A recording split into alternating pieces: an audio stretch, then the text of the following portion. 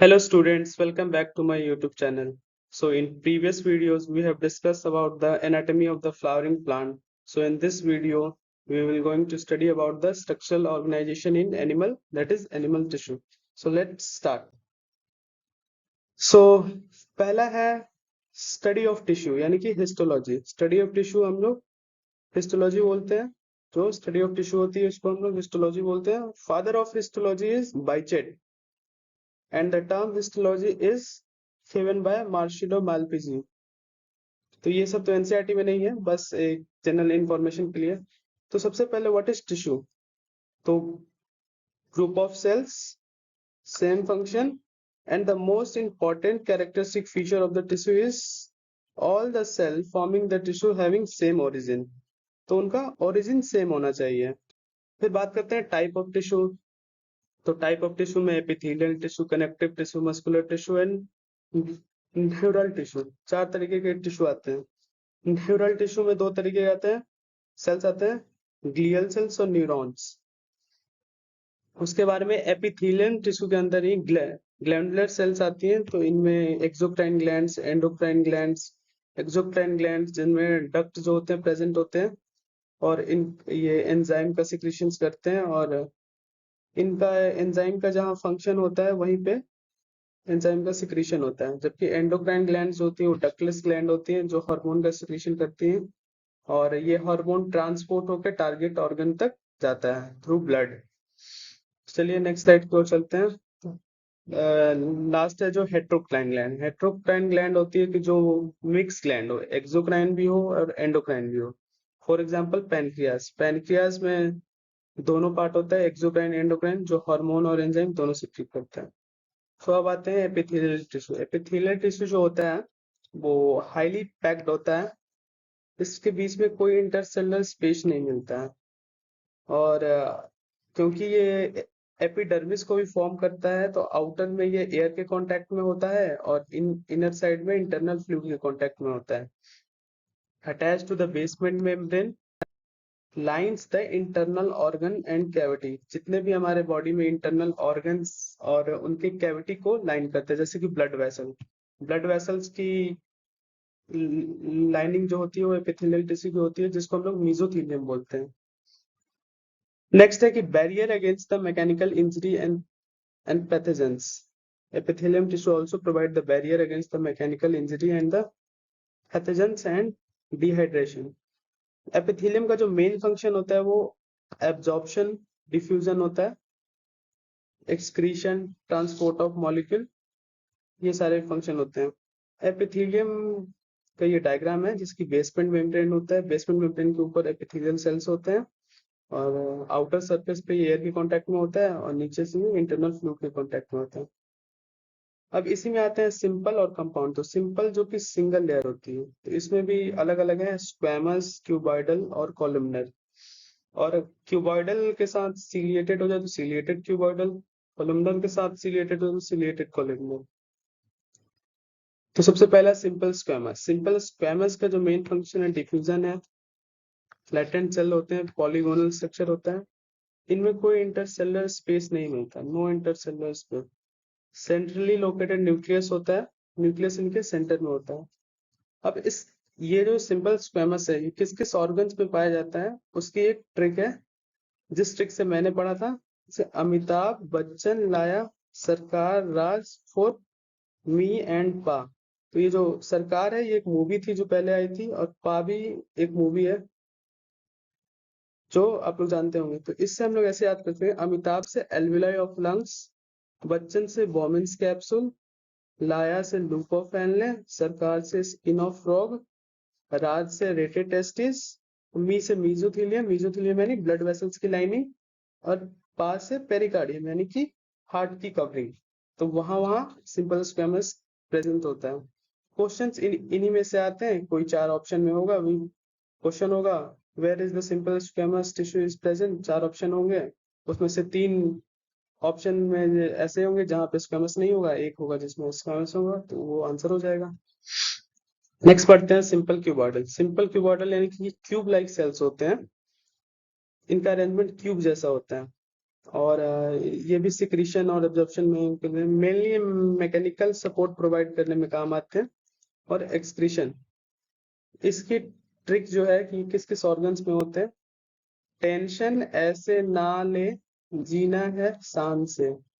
Tension यानी कि thyroid follicle, ऐसे यानी कि एसनी ऑफ पेनक्रियास, नाले यानी कि नेफ्रॉन पार्ट, और जीना यानी कि गोनाड्स, और सांस यानी कि सेंस ऑर्गन्स, और से यानी कि स्वेट ग्लैंड।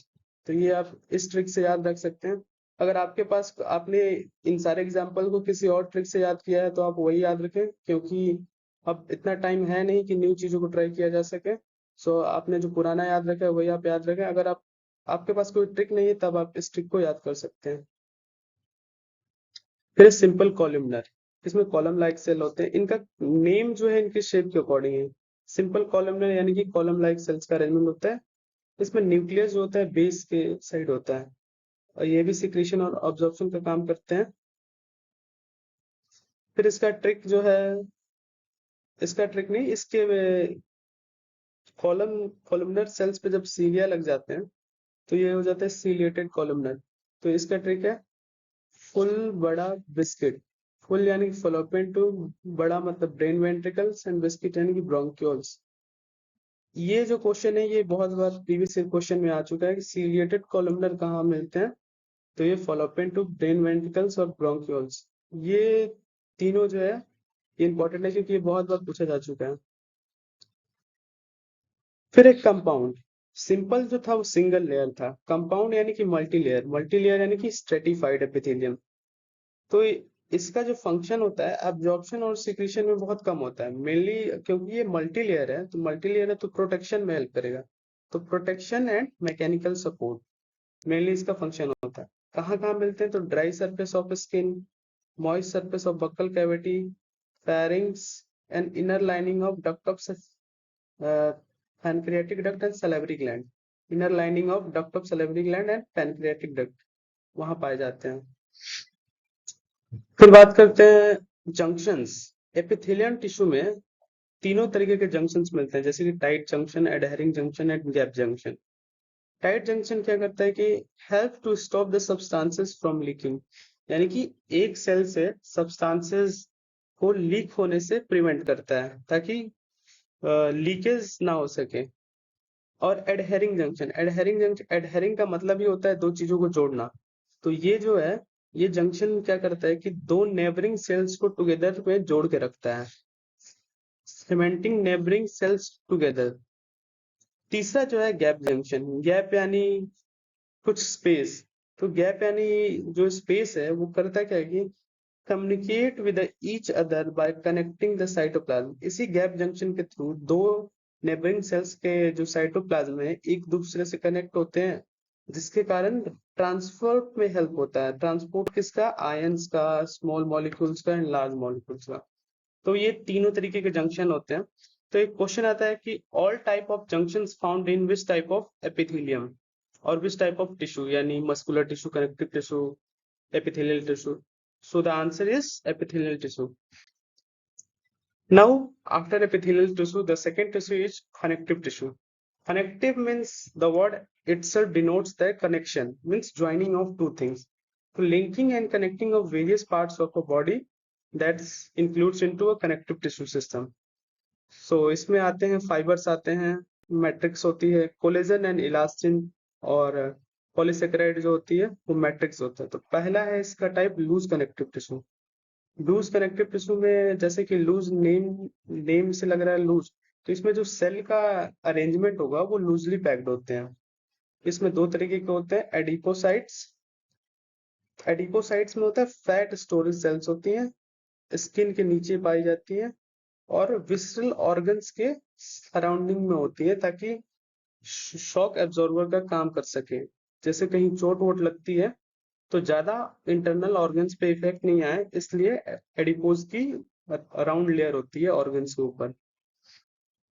फिर आते हैं एरियोलर, जैसे एडिपोज था यहाँ एरियोलर, ये भी ये स्किन के नीचे मिलती है, वाइडली डिस्ट्रीब्यूटेड होता है और स्ट्रक्चरल फ्रेमवर्क करता है बॉडी का। तो पहला था लूज कनेक्टिव टिश्यू, फिर है डेंस कनेक्टिव टिश्यू। डेंस यानी कि टाइटली पैक्ड होता है। इसमें पहला है रेगुलर। रेगुलर में होती है कोलेजन फाइबर्स का नंबर ज्यादा होता है। और रेगुलर में फिर दो तरीके के आते हैं, white fibre and yellow fibre. तो व्हाइट फाइबर में होता है टेंडन। टेंडन जो बोन टू मसल ज्वाइन करता है, ये इनइलास्टिक होता है और टफ होता है। फिर है येलो फाइबर। येलो फाइबर में आता है लिगामेंट। तो लिगामेंट क्या करता है, बोन टू बोन को ऐड करता है। तो जैसे लिगामेंट है तो बोन टू बोन, तो इसका जो ट्रिक है बबली, BABLI, तो बोन टू बोन लिगामेंट। इसको इस तरीके से मैंने याद रखा था, आप भी इस तरीके से याद रखते हैं, BABLI Babli, bone to bone ligament. तो ये हो गया आपका रेगुलर। फिर आता है इसमें इरेगुलर। इरेगुलर वो भी स्किन के नीचे प्रेजेंट होता है। फिर आते हैं स्पेशलाइज कनेक्टिव टिश्यू, दो हो गए।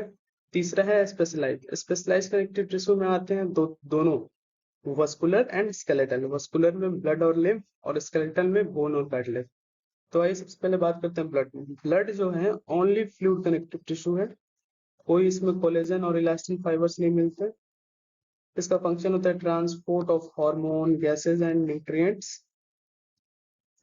और ब्लड का अगर हम कंपोनेंट की बात करें तो प्लाज्मा और फॉर्म्ड एलिमेंट। प्लाज्मा में 90 से 92% वाटर होता है, और प्रोटीन की बात करें तो वो 6 to 8% होता है।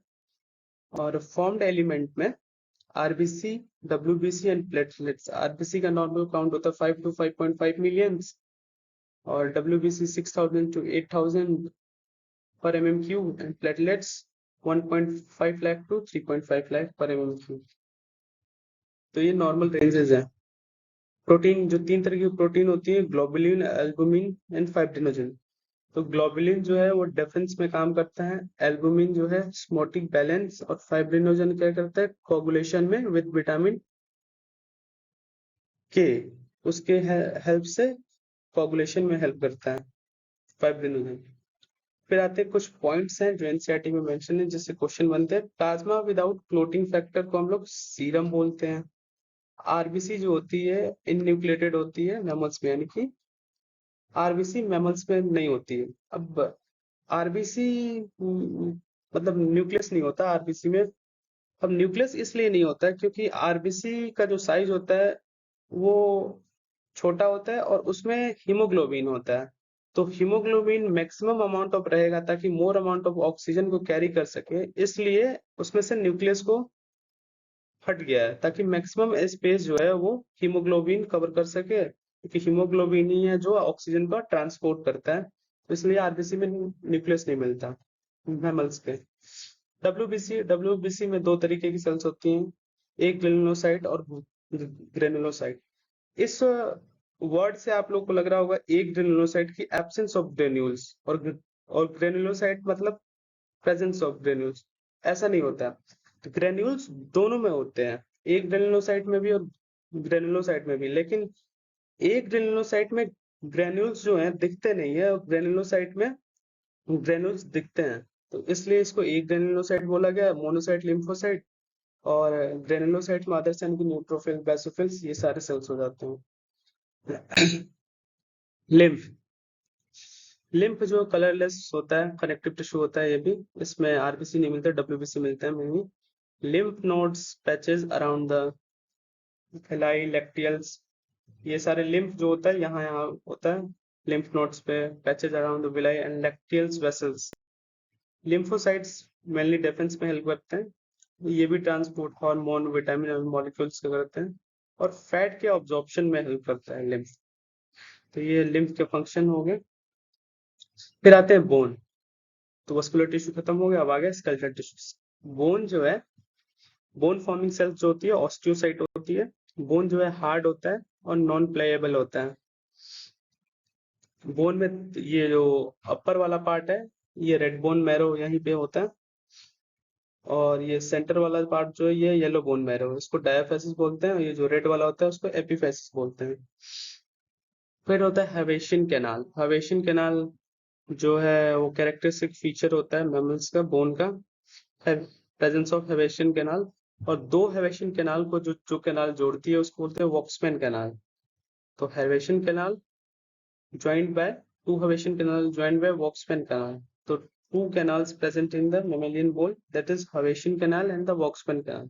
फिर आते हैं सेल्स. सेल्स होते हैं ओस्टियोब्लास्ट यानी कि बोन फॉर्मिंग सेल्स और ओस्टियोक्लास्ट. क्लास्ट मीन्स रिजॉर्प्टिंग सेल्स, यानी कि ओस्टियोक्लास्ट है जो वो रिजॉर्प्शन, जो बोन को डिसॉल्व करेंगे वो ओस्टियोक्लास्ट, बोन रिजॉर्बिंग सेल्स. तो बस इतना ही है बोन में, तो टिश्यू में. फिर है cartilage. Cartilage soft and playable तो होता है, बट इनका जो इंटरसेलुलर सब्सटेंस होता है वो सॉलिड होता है. फिर इसमें सेल और मैट्रिक्स होते हैं सेमी सॉलिड. कार्टिलेज का ऊपर जो लेयर होती है कवर करती है वो पेरिकॉन्ड्रियम, और इसके अंदर जो सेल्स होते हैं वो कॉन्ड्रोब्लास्ट. फिर कॉन्ड्रोसाइट्स, इसमें फाइबर्स होते हैं. Chondroitin protein and sulfate होता है. Blood do not contact with the cartilage but O2 diffuse through a perichondrium, यानी कि ब्लड जो है डायरेक्टली कार्टिलेज के कांटेक्ट में नहीं होती, लेकिन कार्टिलेज को भी ऑक्सीजन चाहिए, तो वो डिफ्यूजन के थ्रू पेरिकॉन्ड्रियम से डिफ्यूज होके ऑक्सीजन और वो कार्टिलेज को पहुंच जाता है. फिर कार्टिलेज के टाइप्स है hyaline cartilage, fibro cartilage, elastic cartilage. तो हाइलाइन कार्टिलेज जो मिलता है, ये हाइलाइन कार्टिलेज को क्लियर ग्लास लाइक कार्टिलेज भी बोलते हैं. तो ये बोन्स के एंडिंग पे होता है, ताकि जब हम मूवमेंट करते हैं कोई भी मूवमेंट तो वहां पे जॉइंट होता है, तो आपस में दोनों बोन में फ्रिक्शन कम हो सके वहां पे कार्टिलेज होता है, जो हाइलाइन कार्टिलेज जो फ्रिक्शन को कम करता है. फिर ट्रेकियल रिंग्स में होता है, लैरिंग्स में होता है. फिर है फाइब्रो कार्टिलेज. फाइब्रो कार्टिलेज जो होता है वो प्यूबिक सिम्फाइसिस जो जॉइंट होता है वहां पे होता है, प्यूबिक सिम्फाइसिस जॉइंट. और इंटरवर्टिबल डिस्क जो हमारा वर्टिबल कॉलम है वहां पे वो एक होता है. इलास्टिक कार्टिलेज एपिग्लोटिस में, ईयर पिन्ना में और टिप्स ऑफ नोज में. तो मेनली ये इसके पोजीशन पे क्वेश्चन आते हैं कि इलास्टिक कार्टिलेज कहाँ पे प्रेजेंट है, हाइलाइन कार्टिलेज कहाँ पे प्रेजेंट है, तो इनको आप लोग ध्यान रखें. Then next is muscular tissue. Muscular tissue यानी कि जो मसल्स में हमारे टिश्यूज हैं, कॉन्ट्रैक्शन एंड रिलैक्सेशन का काम करती हैं. इनमें मायोफिलामेंट्स होते हैं. पहला है स्केलेटल मसल. स्केलेटल मसल जो होता है स्केलेटल सिस्टम लिम्स और मल्टी न्यूक्लिएटेड होता है, सिलेंड्रिकल होता है, अनब्रांच्ड होता है, और वॉलेंट्री मसल होते हैं. हम अपने जब चाहें इसको मूव कर सकते हैं. स्टैटेड होता है. स्टैटेड मसल होने का मतलब कि alternate actin and myosin filament के बैंड्स होते हैं, इसलिए स्ट्रेशन जैसा दिखता है, तो इसलिए स्टैटेड मसल है. एक्टिन फिलामेंट यानी कि लाइट बैंड होता है, मायोसिन फिलामेंट यानी कि डार्क बैंड होता है. लाइट बैंड को आई बैंड या आइसोट्रोपी को बोलते हैं, मायोसिन को डार्क बैंड या फिर ई बैंड बोलते हैं, आइसोट्रोपी बोलते हैं. Smooth muscle. स्मूथ मसल जो होते हैं वो विस्टल ऑर्गन्स में मिलते हैं, स्पिंडल शेप होते हैं, यूनी न्यूक्लिएटेड होते हैं, नॉन स्टेरॉइड होते हैं, टैपरिंग एंड होता है, इनवॉलेंट्री होते हैं. एग्जांपल ईसोफेगस हो गया, सोक ग्लैंड हो गया, आई हो गया, इन सब स्ट्रक्चर्स में मिलता है. कार्डिक मसल हार्ट वाल्स में होते हैं, इनवॉलेंट्री होता है, स्ट्राइएशन उसमें होता है, और इनमें एक कैरेक्टरिस्टिक फीचर होता है ये इंटरकलेटेड डिस्क प्रेजेंस होती है.